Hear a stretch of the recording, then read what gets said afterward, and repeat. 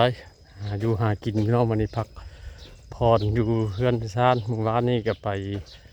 ส่งสการเขาไปเพื่อนดีมานี่ไปหาปลามานี่ไปกับเต่าพ่อแล้วก็พ่อเสี่ยว3 คนแล้วก็ไปพ่อหมูอยู่พุ่นอีก2-3 คนย่างไปน้องเอ้ยไก่ได้มานี่กับประมาณ6 ลักไก่ตึกจากบ้านมา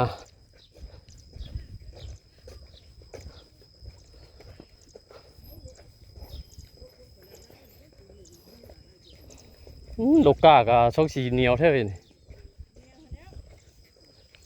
บ่มีน้ำชันติบ่มีน้ำลูกเสกีจมเด้ยังไม่ลายไปแล้วหม่องนั่นนะวะนี่พอดีเลยกล้าพระจันทร์ตัวเทิงน่ะเอาใส่เออวันนี้มันเหลือรู้ว่าใส่นะเออพอแล้วบาทเนี่ยปูคนดำนา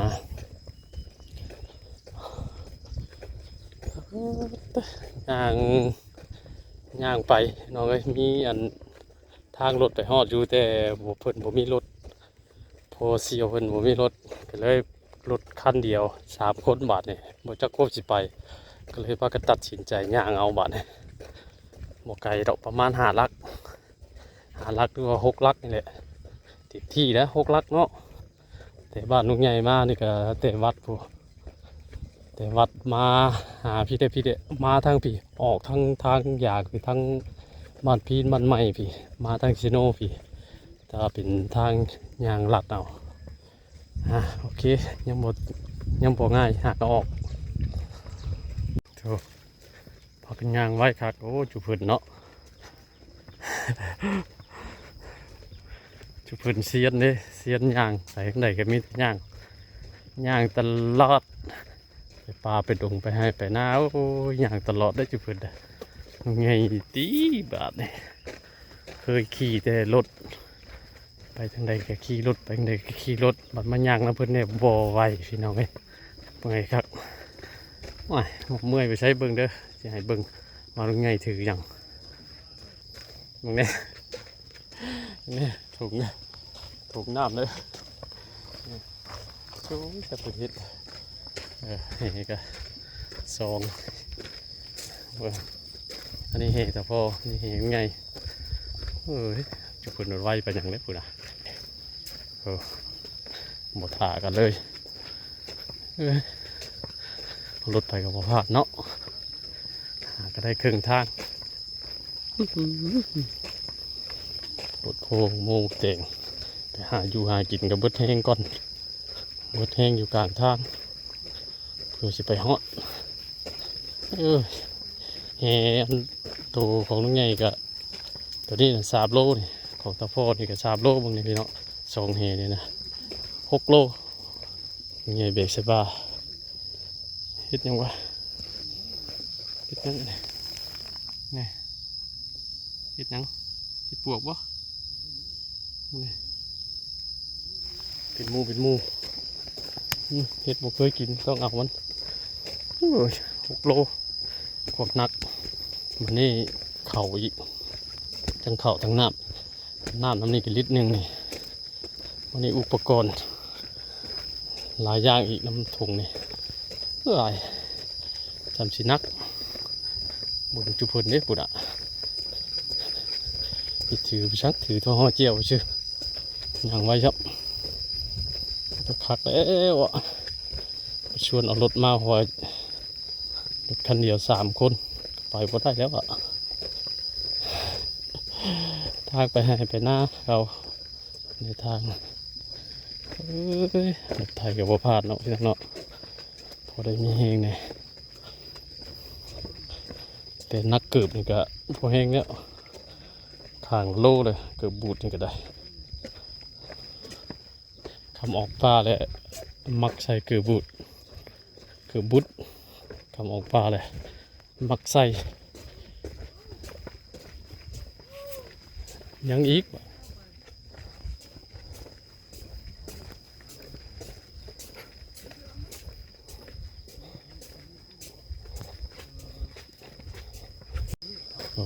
างลงห้วยหดห้วยได้ห้วยขะเมย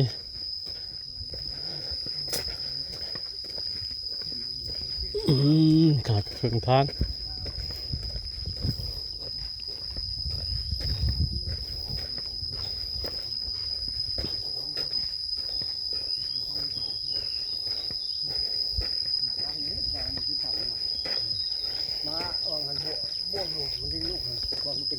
ยอดบ่มีโดนทำห่วยเลย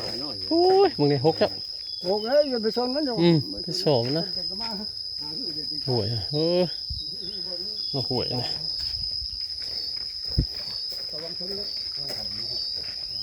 จะหาหมูเป็นเป็ดมันเลยหื้อแล้ว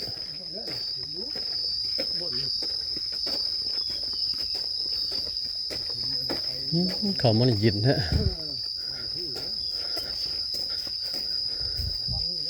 เขามันยินนี่ทางมันก็เขามาในมืดบัดที่ปานอุโมงค์เลยทางพอแต่เมย์เนี่ยคนเที่ยวผู้นาดินเทิงผู้เที่ยวไปเที่ยวมาน้ำเสาะน้ำทางวัวทางกล้วยตะกี้บัดนี้ไปทั่วหัวขึ้นหูไป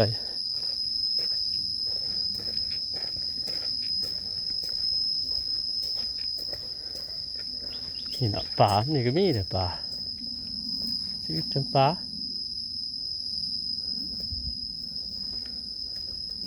ป่วยยิงว่าเอาของเถอะ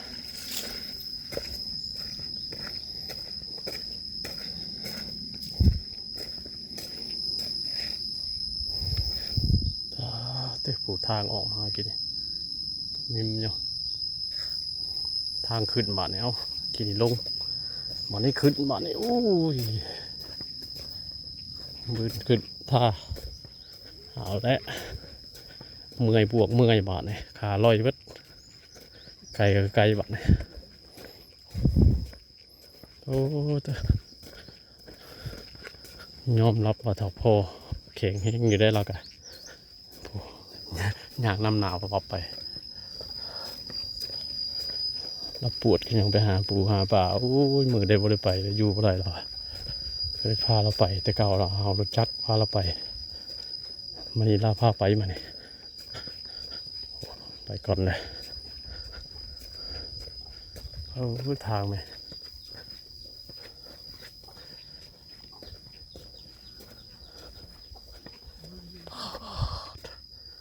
ยินจ้อย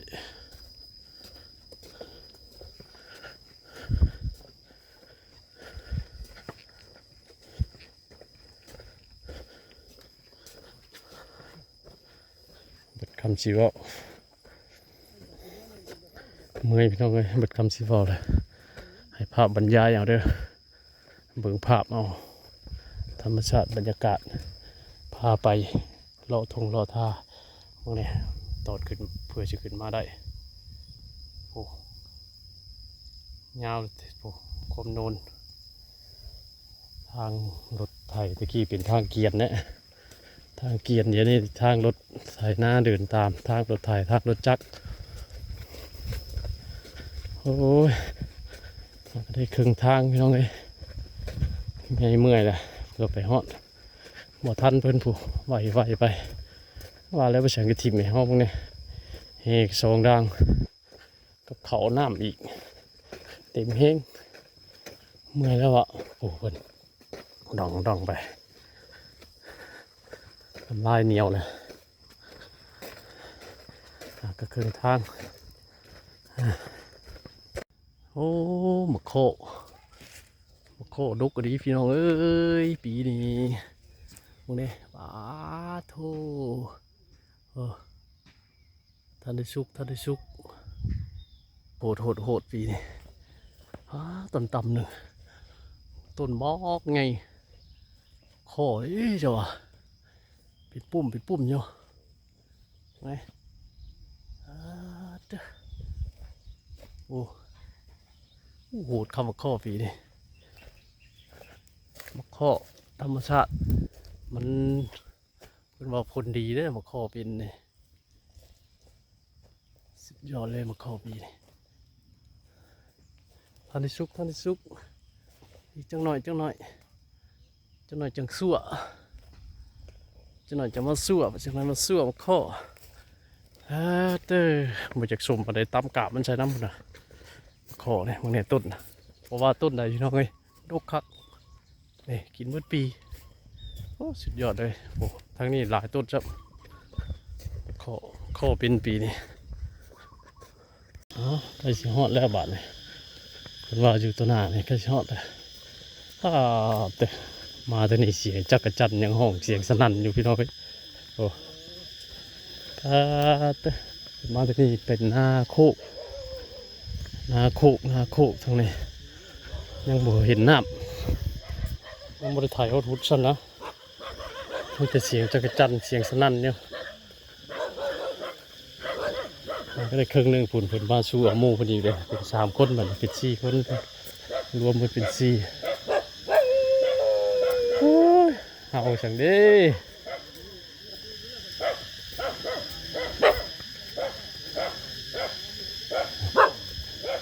ออกมานอนให้นอนหน้าเตรียมเห็ดเขาเห็ดไก่เห็ดหมูแต่ฝนยังบ่ตกให้เขาเสียจักจันห้องสนั่นอยู่นะคือผมเป็นยามเดือน6 เดือน 7แท้ยามเดือน 3 เดือน 4แล้วจักจันห้องเลยโอ้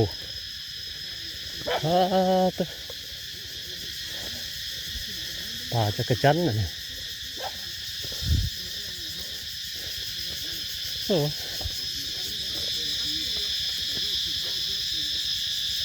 จันยังอีห้องเสียงสนั่นเนี่ยโอ้ย่างไก่ดีมันนี่คุ้มบ่เนาะ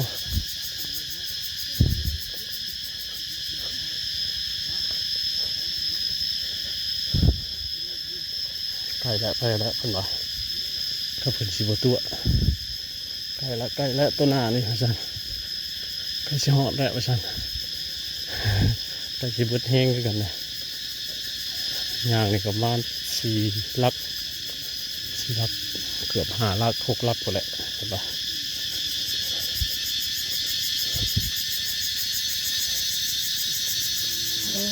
จันโอ้เห็ดโตยจับกระปั๊มอยู่เพื่อน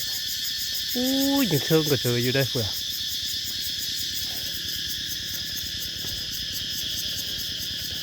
จันงามนี่โอ้ใบมะกอกอ่อนมันมาจากซีเด็ดเอาละใบมะกอกอ่อนถ้าพอเด็ดเอาเรื่องยอดเรื่องกินน้ำเพิ่นเพื่อ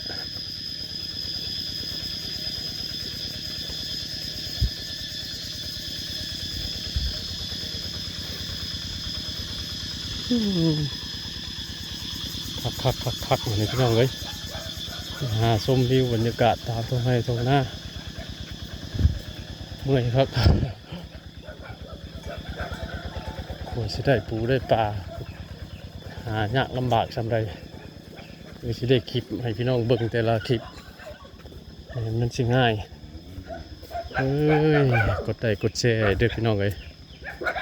คลิปแต่ละคลิปเพื่อจะได้โอ้ยเอาอย่างนี้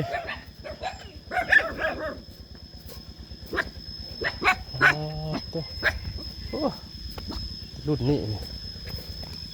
ยานะอย่าคิดแนวนั้นมาหาอยู่หากินโอ้ผลิตนาวานนาโคกเท่านี้กันใกล้ชิฮอดเดี๋ยวพี่น้องไว้เบิ่งก่อนโอ้ยนองกับบักไง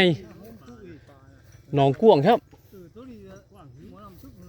นองก้วงกับเขามีมองกัดก็ได้ใช่ไหมโอ้พูดเดียวอันนี้ตะกี้ว่าอันหอมนะฮะปีđóป่าละมันหาสิมันกว้างก็เนาะเอามองลัด ให้เอาตามเจมันได้ นี่น้ำหน่อยจะเอามาแต่เพิ่นน้ำหน่อยกว่านี้รัดได้ตกเลยตกหลังมือ มันเพิ่มเนาะ ตกมือน้ำหลังมือเลย เออปวดโพ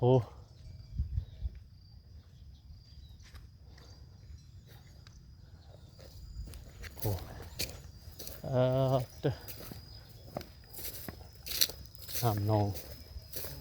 ที่ว่าหอมนะผูคือโนดผู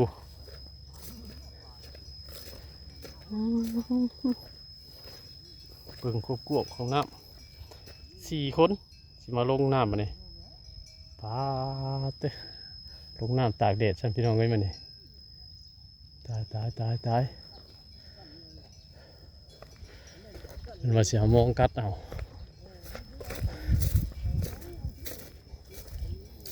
เจ็ดเปียก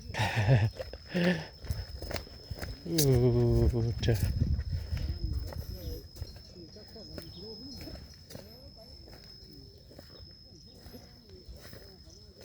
สิมีดอกป่าแต่ว่ามันสิได้มันบ่เท่าไหร่กูกวางครับหนองมันกวาง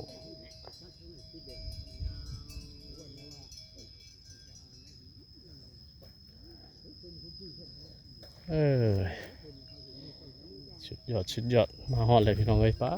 กลัวสิมาฮอด6 ลักแม่นกว่าเพิ่นว่าดีย่างเด้จนขาลอยเพื่อมาฮอดน่ะโอเคจ้ะโอ้ไต่ขัวน้อย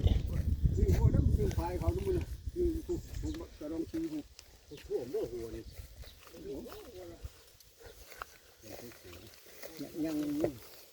เป็นยังวันนี้ยังกันก็เล็กเขาเนาะ ลงน้ำบ่มาถงนะสิอยู่แล้ว ยันลูกยันตุก มาเสือละเจือนี่ขอย่างไปถอยยัง ถอยเกิดแบบนี้แบบนี้พระครูเลยโอ้ยลงอันนี้ลงบนก่อนยังไงโอ้ถ่วงกันชิ้นโย่คุณ บทถอดได้ยันไม้ไผ่ถอดว่าไรสะ โอ้ยถอดได้ลมเลย ถอดได้พอ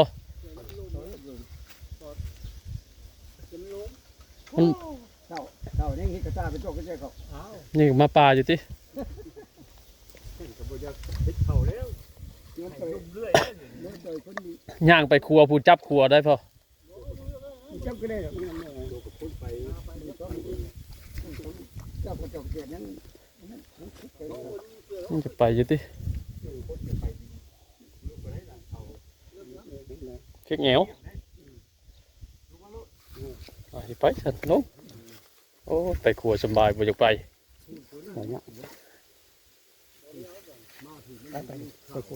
โอ้ยว่าอยู่โอ้ยครัวชกสิฮักแท้ เอาบ่ฮักดอกฮักห่างมาลำเดียวนะ ไปชกสิฮักแท้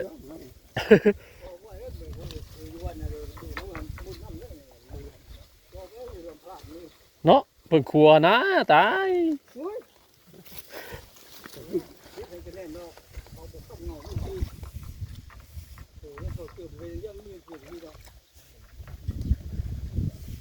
บ่ฮักบ่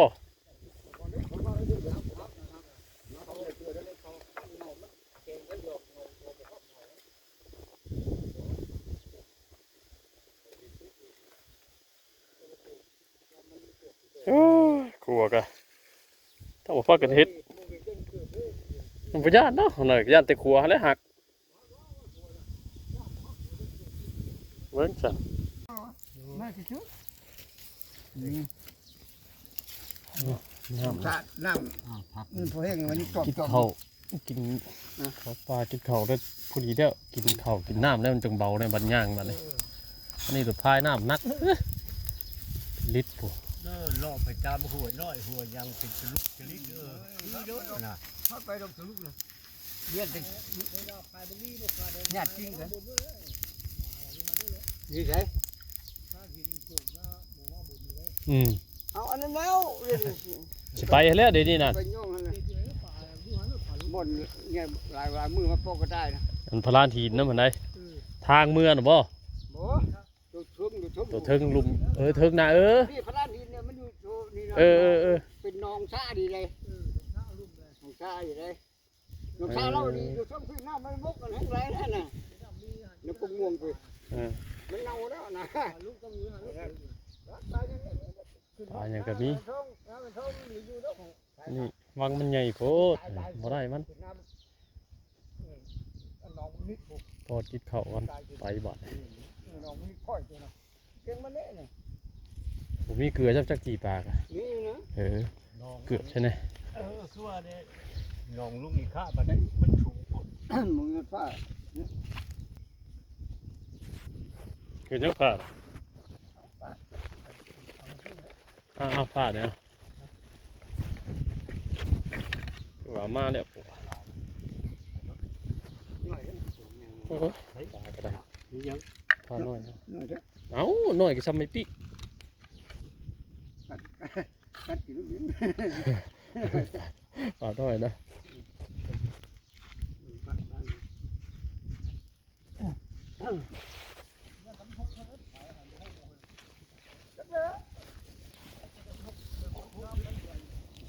หกคำมันห้องน้อยก็มากแล้วแล้ว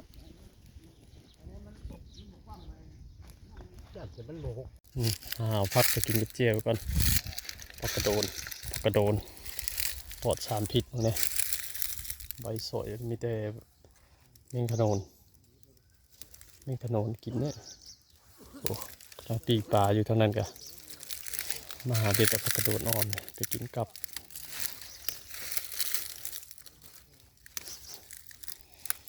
ผักกระโดนผักป่างามครับ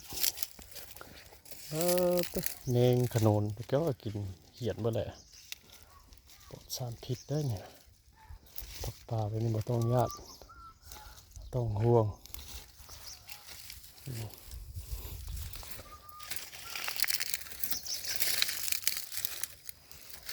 ในปลาก็3 ตัวปลาดุกตัวหนึ่งทำเป็นปีกกินแล้วก็ไปต่อไปหาวังใหม่วังนี่มันใหญ่เพราะกวกไวง่ายปลากันจีปลาเผาปลาปิ้งปลาอยู่มากินข้าวกัน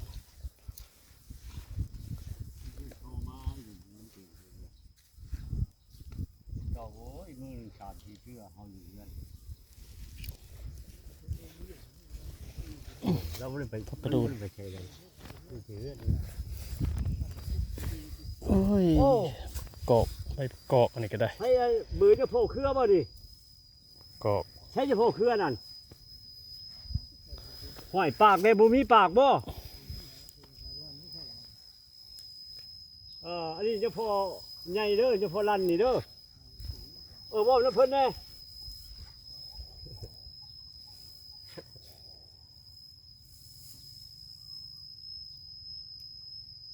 ผมว่าเห็ดเยอะวันนี้เป็นว่าเป็นหน้า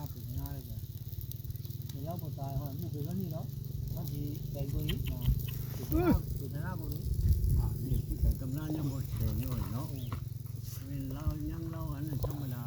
ที่โอ้ย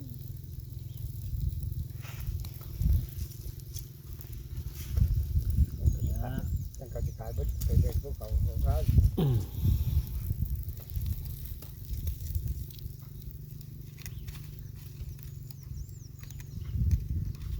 หมาข้ามของเขาเนี่ย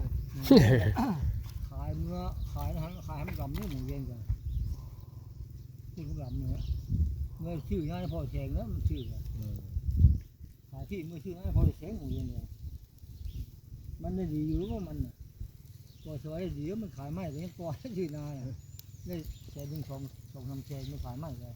เขาไม่ดูลายที่เขามีเส้นแล้ว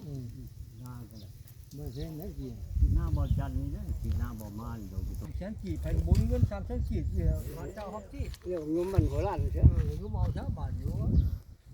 ดีๆเขาให้เรา3 แสนแล้วยังบ่เตื้องเลยจาก3 เซนกี่เป็น3 เซนบาทเรายังบ่ขายดิ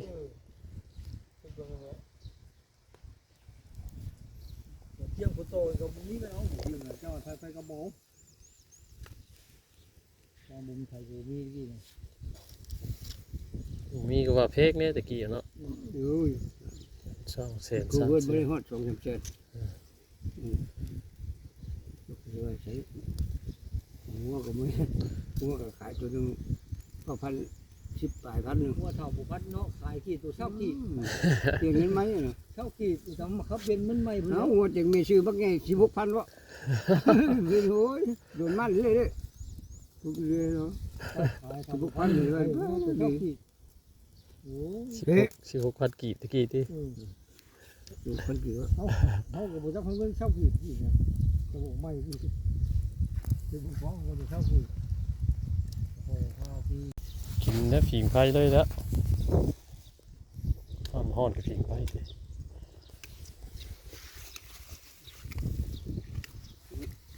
นู่นแล้วชุกเลยนี่ก็ได้กินเจอชุก เฮ้ยหัวเจียวมา ชุกคักก็ได้ห่อเจียวเฮาน่ะพ่อน้ำมากับติบข้าวเออ ทำว่าเลยนะ นี่ตัว ทำลาละเชฟที่ มันคือถึงว่าเนี่ยมาคุยกับคนเวทีสุดยอดเป็นชื่อน้ำห้างเป็นเทพเขาชื่อแล้วมันหลวงปู่จำเจ้าให้บอกว่าเราเอาในดงแหวนข้าวว่าเจ้าขึ้น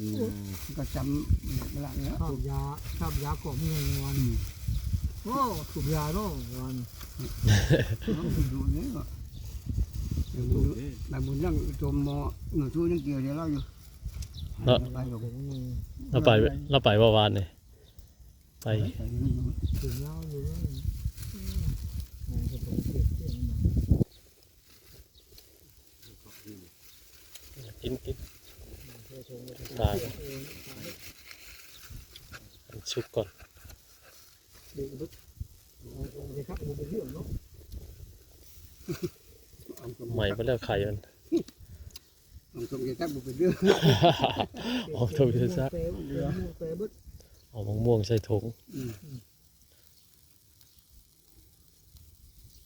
ตอนนี้ใคร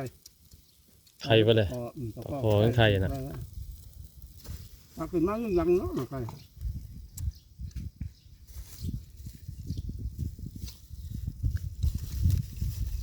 เป็นลูกเลี้ยงใคร ดูก่อนมันบอกไปแล้วเอาชุกดูบ่ทำนี่เอา โอ้ยพระต่อว่า เนาะกินนะ ชามที่แม่ไปมาบอกไก่ เอามาแล้วบ่เจียวนะถอยหมดง่ายจากกินข้าวอีกแล้วนะเดี๋ยวแต่กองไฟก็มาน้ำเทียงเนี่ยเพิ่นก็มากินข้าวกินข้าวแล้วมาซอบนี่กินเพิ่นก็ได้กินข้าวปลาหัวปลาน้ำก็ง่ายแหละบาดไปง่ายไปจนว่าค่ำพุ่นแหละย่างลัดทงลัดท่าลัดป้าลัดดอนมีรถอันนี้เป็นย่างทั้งนั้นคือเบอร์ย่างเลยมันนี่ได้ปลาคอ2 ตัวปลาดุก1ปิ้งกินเขาจังเดือปลาคอถ้อยตัวหนึงบอกว่าเป็นปิ้งเพิ่นก็ว่าเอาไว้มันข้างถงข้างไทยแน่ซั่นยังบ่ประมาณมานี่ยังบ่ได้แต่ว่ากุ้มท้องแล้วอิ่มแล้วมานี่คน4 คนกินอิ่มแล้วเหลือแต่หามื้อกินมีเพื่อนบ่เนี่ย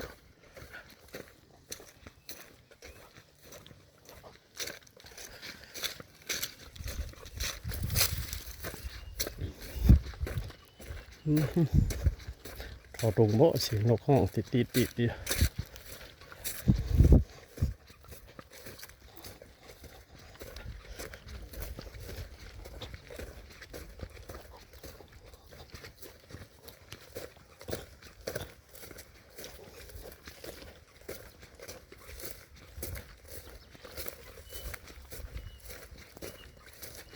ถึงเบอร์ย่างอะนะ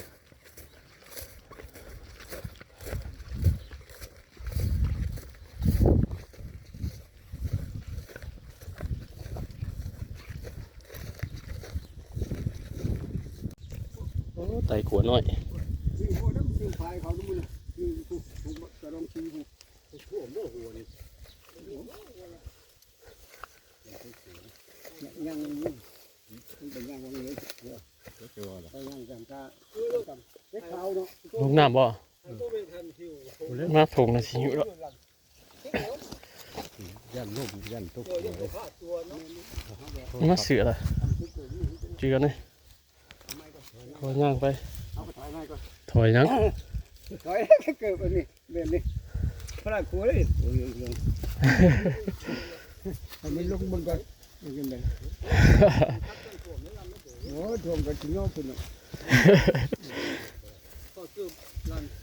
บทถอดได้ยันไม้ไผ่ถอดว่าได้สะ โอ้ยถอดได้ลมเลย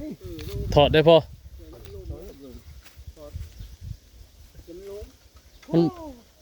เต่านี่ที่กระตาไปโจกกระเจ้าเขา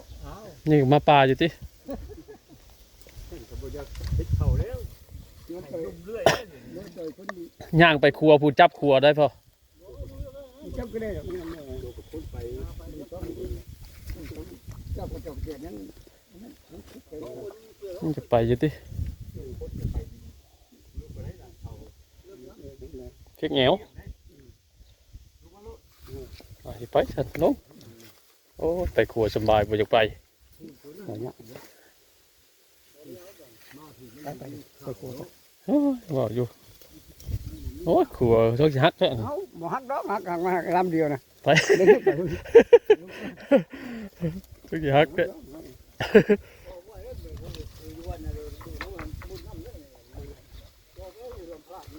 เนาะเปิดครัวนะตาย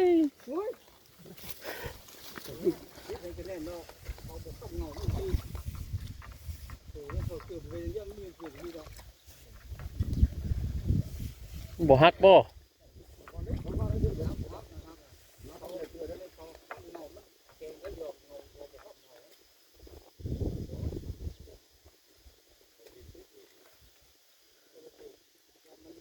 โอ้ยครัวกะถ้าบ่ฟักกันเฮ็ดมันบ่ย่านเนาะน่ะย่านแต่ครัวแล้วหักเบิ่งซะเมื่อบาดนี่ตอนมา3บัดกลับบัด2บาทเพิ่นมือทางหน้าเพิ่นเลยนะได้บักข้อให้น้องนี่มันทันได้เก้ทันได้สุกหากอันเป็นนวลหุ่มก้นหน่อยหนึงมาข้อปีนี้มาข้อลายปีนี้จังหน่อยนี่มาเอาไปซั่วกินลายยังกกได้กะรกปีนี่เบิ่งปอกในมันให้เบิ่งมันกำลังมีเนื้อหน่อยหนึงเนาะมันทันได้หุ่มชับกำลังย่างกลับมาเนี่ยบ่ได้อยู่คำปานใดมาเนี่ยบ่ได้อยู่คำเพราะว่าน้ำมันหลายปลากะบ่ค่อยมีคือน้องทางใต้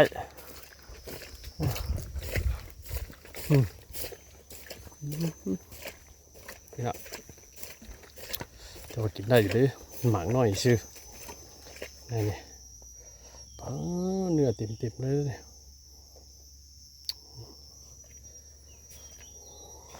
มือสั่วกินนะสุดยอดเลยเนี่ย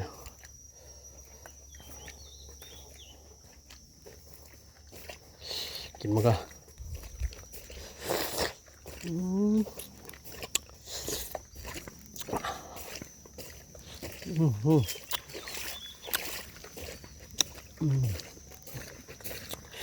หมากมันใหญ่หมากมันหมากน้อยดกเนี่ยเอาจุพัวน้อยหนึงกินมาทำทางขึ้นอยากเดี๋ยวเมื่อกี้เป็นเจลกับเกลือพริกป่นกำลังกลับงั้นน่ะ